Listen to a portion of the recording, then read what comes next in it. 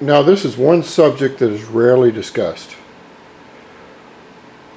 Since I've had this tank off, I'm going to explain how it works in simple layman's terms. Scooter tanks are a little bit different in one way compared to an ordinary motorcycle tank. I didn't do that, it must have been a ghost. Anyway, first of all, you want to take your tank off, and there are two things that never go near this tank, and that is water is never allowed in the tank for any reason, and also open flame. Say like you have a dent in the gas tank, you want to take it out, so you decide you're going to break out your brazing unit and you're going to do a little metal shrinkage. Well, I suggest you don't do it because it'll be probably the last time. Now, before when we discussed tanks, not tanks but carburetors, I always stressed these. Okay? Fuel filter. Filter a carburant. And that's in French, and that's way beyond me. Or you can get this one. Or you can get one like this. Here. Or you can get the King Dio half-liter one. But I want to show you why. I want to show you something that's rarely ever seen outside of this shop. So I guess I'll show you. Now we take the flashlight, and this hole is for the gasoline float, electric float. I'm going to put this light in here, and I want to show you the inline fuel filter that is in these tanks. Every gas tank has the same kind of one, but if you look real close, oh my God, look at that.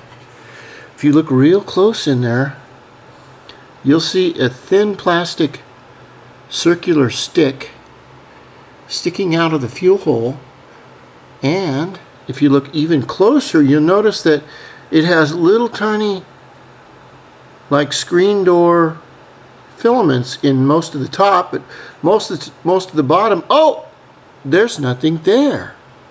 That means any crap that gets in this tank is going to go right down that line, which is right here.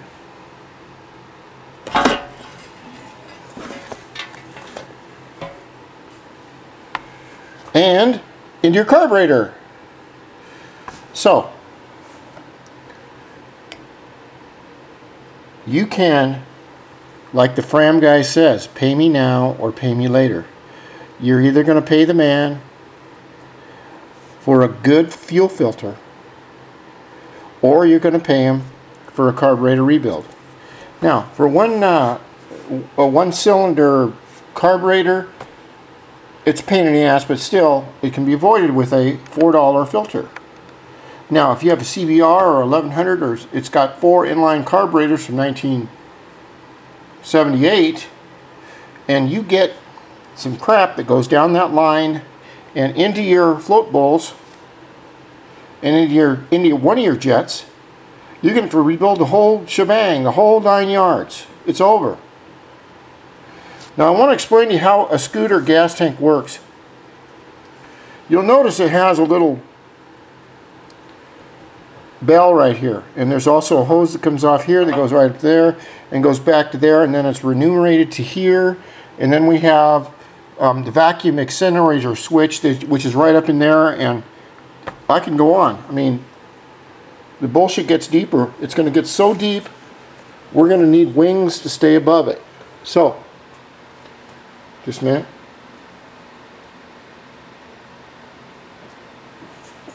Scooters have a nice little safety method for their fuel tanks, and this is the way it works. You've seen different lines come off of scooter carburetors. Right up here, if you imagine this was clear, that little tube sticks up about here. And that's supposed to filter whatever crap may get in here from whatever source and not allow it to get into this bell. Now this bell here is not a filter. What this is a switch. This is your main gas line. This switch is always off. It's a vacuum switch. This vacuum line on the bottom is connected to the front of your carburetor. And what happens is when your engine starts to suck air. When it starts to suck air, it starts to suck air from this line. So it sucks the air up to here, and as it sucks the air, this vacuum diaphragm drops. And as it drops, it allows fuel to go on top of the diaphragm and out to your carburetor. Now the reason, you say, well, why is that like that? Well, the reason is because if your scooter happens to tip over, and scooters happens to do that a lot because they're so small, that instead of having gas go all over your hot exhaust plus your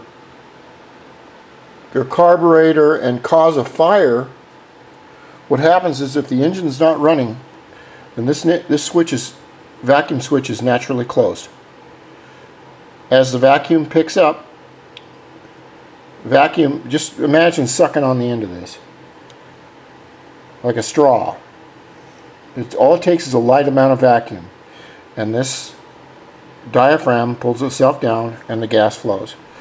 Without suction, the spring pops it back up again, and the gas is closed.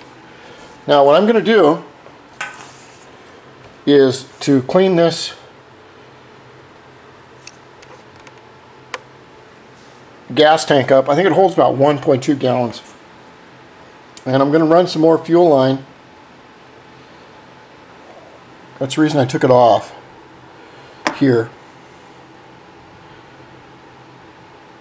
And I'm just going to clean it up really good for the year. But that's the way a gas tank, works on these little ones. So in order to clean them, what you do is put a little bit of fuel in here, shake them up, and pour it out. Not water, not cleaner, not nothing. You only have to use fuel. Gasoline, whatever you use. And the number one rule about gas tanks, I can never stress this enough, don't trust that damn filter in there. Okay? Now, we go over to this Honda tank. They don't make this tank anymore. What a beautiful tank. Isn't that nice? Okay? Now, you'll see this has a petcock. It has a plastic little sleeve that goes right up to about here. It's flat instead of round, but the same thing. Now, I can't tell what that looks like, and I'm not going to trust it. So what Randy do? Randy ran. Okay, hold on. Close your eyes. Oh, look at that. It's a fuel filter. That cost me $5, which was a rip-off at the Honda shop. But it protects both these carbs, this one and the one on the other side, from me spending 16 hours taking it out and rebuilding them. So maybe you can see the benefits of a fuel filter, which you can buy at any auto parts store in any parts of the world, except maybe Antarctica, and use it. If you're not sure that one will work, use two. But if you use them and something screws up, you'll know it's not your carbs. That's the lesson for Dio Gas Tankology. Thank you.